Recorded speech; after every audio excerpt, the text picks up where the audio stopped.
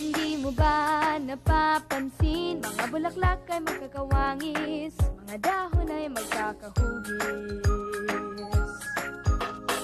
Hindi mo ba naitatanong, mundo'y may ayos na sinusundan, sa math ninyo yan malalaman.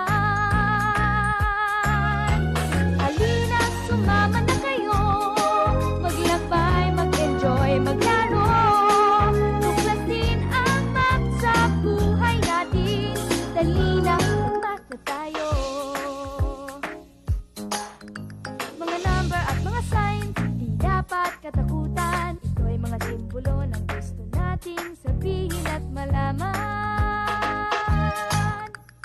Kaya sila'y kaibiganin at kayo'y magtatanong.